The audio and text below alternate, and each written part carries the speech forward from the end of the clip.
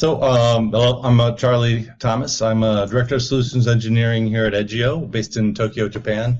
Welcome to Beyond the Edge, place where we're talking about the ins and outs of technology trends and what's affecting our modern digital lives and the people that are involved in it. So today I'm honored to be here with our new CEO, Todd Hinders, who joined us about a year ago as a Chief Revenue Officer and stepped into the CEO role back in December. Yeah, that's right. Thanks for having me, Charlie. It's good to be here. Not only here on the podcast, but here in Tokyo with you and our APAC team. It's been a very busy week. It's been really busy. So we spent the last week in Seoul and Tokyo visiting customers. But before that, I understand you're at NAB. I was. So we went straight from Las Vegas to coming out here. NAB, which is every year like a really big show for the media side of our business. As you know, it's maybe 80, 90,000 broadcasters from all over the world coming into Las Vegas to share their wares, try to make more noise than the next guy. Yeah, it was a good event. Now, before Vegas, I understand we also had you had some pretty exciting announcements that came up on the partner side of the business. We did. I mean, on the partner side, on the customer side, I mean, it's one of those interesting things. NAB used to be primarily a broadcaster show, and it's really become as much of a technology show as anything over the last handful of years. So you have much more than just broadcast news. You have kind of the whole technology market. So what we did is we try to, get our news coming out over the fullness of time. We made partner announcements with Bitmovin. And Grabio, we had some good partner announcements as well, which I can talk about. Well, let's start with Bitmovin. I mean, I think some people know where they're from in the past, but what's the relationship with Edgio and Bitmovin? Yeah, it's interesting. So if you're familiar with the video ecosystem, Bitmovin has historically been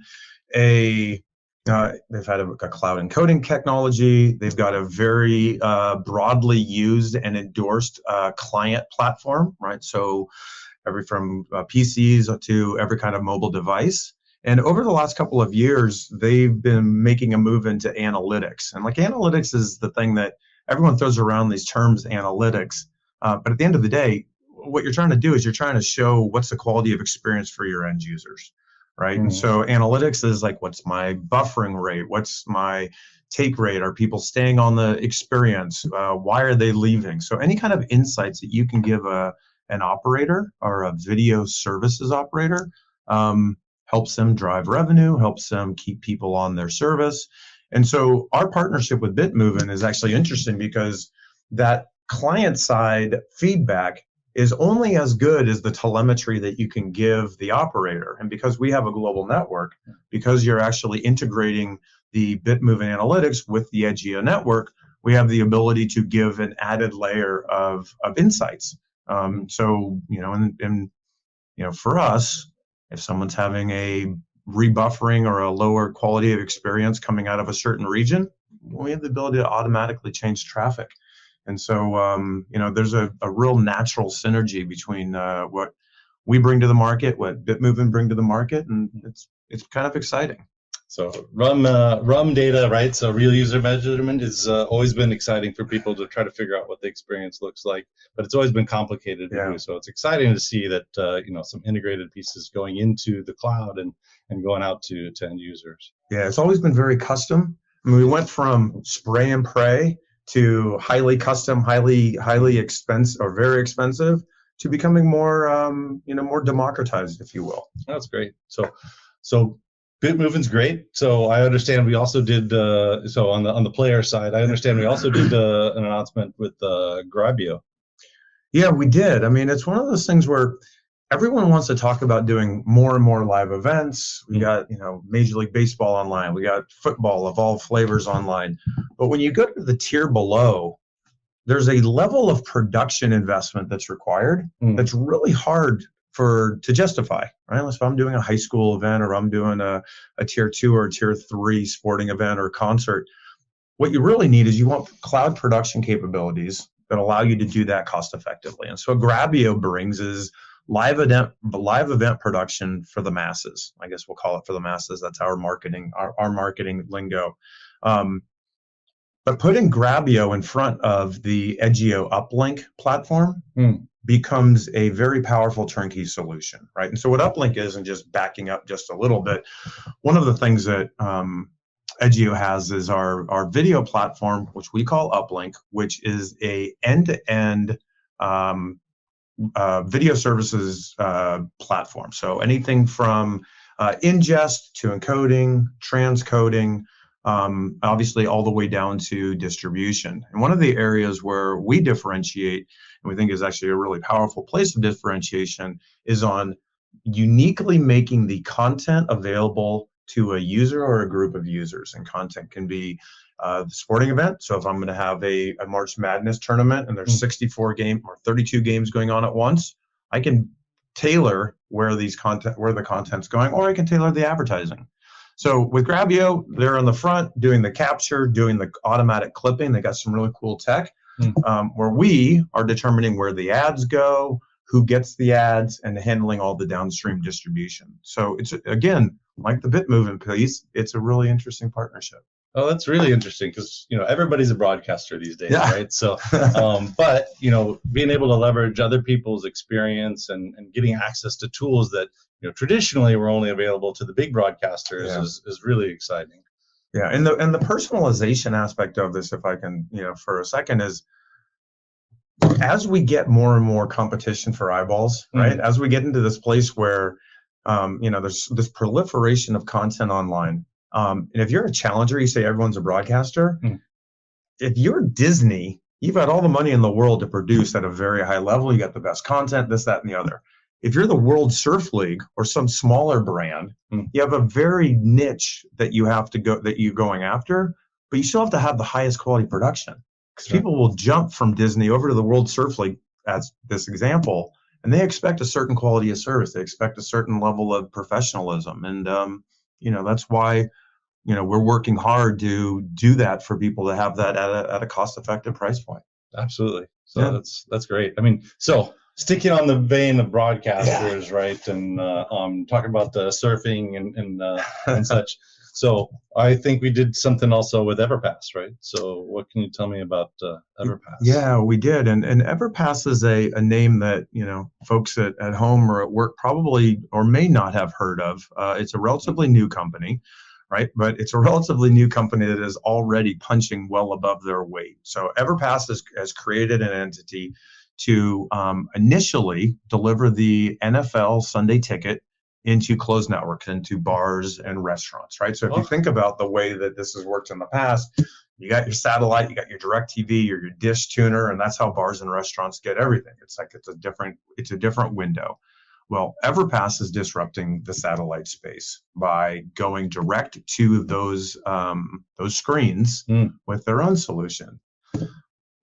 And this is one of these things where they started off and they have these amazing rights. And it's like, okay, I got to get to market. Football season isn't going to go back. So how do I get to market in the fall with a tried and true package where I don't have to have any technology on their side? So they're looking at this going, Edgio, we need you to partner to take that feed, make sure that it's available in high quality into these closed networks onto a device that is actually a new device that they're developing, right? And that in and of itself, because the NFL's brand is tied to it, is super powerful.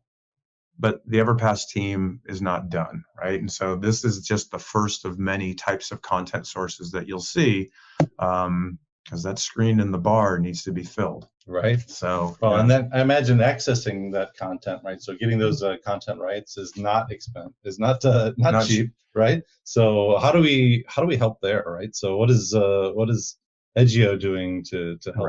Right. And that's the key point, right?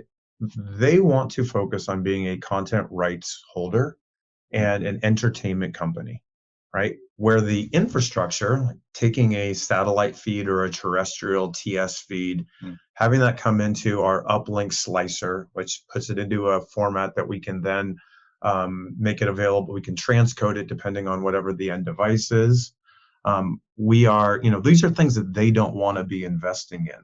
The other side of this, we have our smart play technology, which I alluded to when I was talking about the Gravio partnership, is it's really important that we have the ability to, at an individual screen or an individual group of screens, determine what content is going to be delivered. And that can be the NFL Sunday Ticket, but you might have different ads for different DMAs, right? And so the other thing that we bring to this is giving them the ability to determine which feeds, which advertisements go down to which screens. And that allows them to be very prescriptive in their licensing, very, and maximize their revenue take. So it's not just spray and pray. Sorry. So money, right? So it's all about how do you pay for all this, right? So FAST, we talk about FAST channels, right? So FAST is big outside of the U.S. So I think it's going to be about $1.6 billion. In Latin America, it's also growing. I think about $100 million down in Brazil. Wow. By 2027. So I understand we did something with a company down in Brazil, Nuco. Yeah, it's interesting, like how FAST has become this buzzword. It's not a buzzword; it's a business model, right? It's free ad-supported television. It really only plays in places where there's a CPM that can support the infrastructure, right? So it's, you have the cost of getting the video to somebody. It has to be offset by the CPM and a revenue share. It is funny, though, how this has become such a buzz, where we've been doing FAST since 2015, right? So Uplink was doing server-side ad insertion and FAST TV models in like 2015, 2016. Quite frankly, we're doing 225 million ad impressions a day. Wow. Right? Like, this is a massive infrastructure, and I think it's a very well kept secret, and we got to make it a poorly kept secret. But yeah, no, in Brazil, one of those markets where, because we have a very cost effective FAST platform, you don't have to have as high a bar for ads as you would with other analogs in the market, right? So in Brazil, there's an advertising market that's very strong, but it's not as strong as the United States. It's not as strong as Western Europe. So you have to have a really cost-effective solution. So what we announced at NAB was a partnership with a group called Nuco. Nuco is a pay TV operator in Brazil, and the feed that they've had has been primarily available actually outside of Brazil. For streaming, but only in Brazil via paid subscription. Oh, right. And so what we're doing now is they've done a business deal with Pluto, right? So Pluto TV to make their feed available into the Pluto service. So what we're doing there is we're essentially doing all of the signal prep. And not only are we passing along the SCUDdy markers basically, hey, where to play ads, but our channel programmer, our channel scheduler, if you will, allows a individual at the Nuco to place ads more frequently, or to prescriptively say, hey, I want an ad here, I want this ad to play into this ad. It gives you a lot more flexibility in how they monetize it, even though it's going through the Pluto service, right? Which is actually a really powerful thing. And we're excited. It's only one channel today with this organization, but it's the type of thing that we do day in, day out. So it's a lot of fun. That sounds like a lot of work. It's a lot. I mean, this is the interesting thing, is there's a lot of work. When I was at AWS, we launched a product to do something similar. And that was, you think about the amount of time and energy that we put into getting one stream launched, right? We did it at high quality, but we're able to do that where you launch a stream every day. We can actually do this with incredible velocity. And I think that's the real power, because we've been doing this for almost a decade. That's true. So kind of moving back from Latin America into the States, yes. Right? So I understand there's also a broadcaster in the States, Sinclair, that we have something going on. Yeah, the Sinclair thing. So Sinclair's been a partner for or a customer of Uplink and for a very long time, right? So they use Uplink today for their streaming of their broadcast service. The other thing that Sinclair is very excited about is they are a core owner of or a core backer of the ATSC3 spectrum and the utilization of the ATSC spectrum in the United States, right? And so all this really means is if I want to deliver content to an end user, like I got the internet, right? I got my phone. But what if we are in a car? What if we are in an untethered device? What if we are trying to get to televisions and we don't want to have a cable service, right? So this over-the-air thing may not be here ubiquitously today, but if you step back and you look at what I think there was some press about Peacock doing the NFL playoff game, right? And we were in the rotation of many CDNs. I think they had upwards of 20, what was it? So there's like 20 million unique subscribers at a given time watching this show. And they, the people were saying it almost broke the internet. Sure. Right. So the other thing that ATSC3 can do is it can help with like regional offset. So there's a number of business models. More than it being any kind of like huge thing today, it just shows that for Edgio, we're focused on the next generation of distribution. We really do lean into multi-CDN, multi-delivery, right? We're one of many solutions, and we want to be embracing the future, not being threatened by it. And so that's it's an interesting partnership, and we're happy to be partnered shoulder to shoulder with Sinclair. And when people have an ATSC3 tuner and the services are available, we'll know it through our manifest manipulator, and we'll send them the right feed. That's really interesting. So, look, you bring up the break in the internet, right? So one of the nice things about the internet is you have a direct connection to your end user, right? So you can provide a personalized experience. You can do on the content, on the advertising, but also, right? Unicast going to one-to-one is hard to scale when you get to big events like this. So this is really interesting to see how we could use different spectrums to get access to a broader audience, particularly around that kind of, I'm sending the same thing out to everybody, so everybody should get it. Yeah, cable is great because you send one feed down and everyone can get it. But when you start talking about multicast in the cloud or across networks, it gets very complex very quickly. And so having a hybrid of, regional unicast or have out to, doing unicast regionally over the air can be really powerful. Sounds like a lot of stuff going on. There's a lot of new products going on. So, Edgio as a company, it has to put out a lot of different solutions. So what do we do? It sounds like we did something with the Rosera. We have a lot. So here's the thing about Edgio, and it's we've been talking a lot about media here, and we're coming right off of NAB. But we have two really interesting businesses. We have our media business, and we have our application business, and applications for basically web hosting as well as a very, very robust security platform.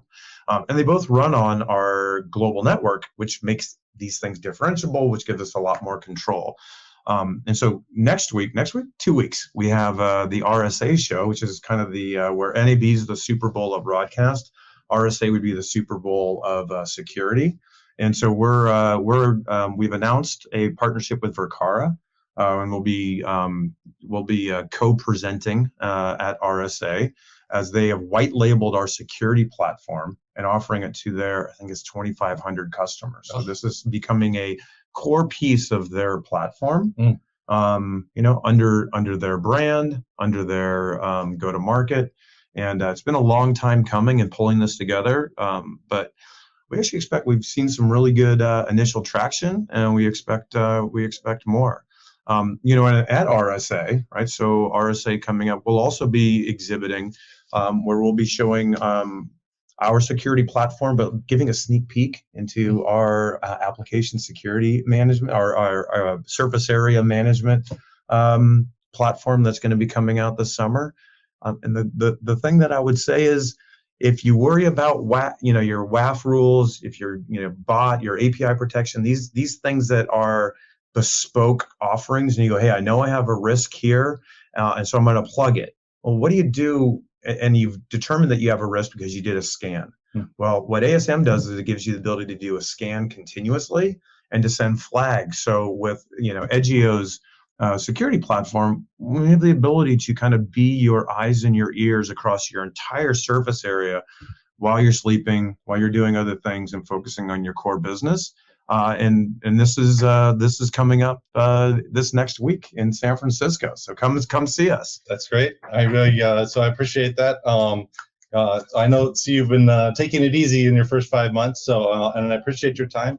And I think with that we should wrap it up. That would be great. I appreciate it. Thank you. Thank you very much. Have a good day, and thank you. Come see us at RSA. Great. Bye Thank now. you so much.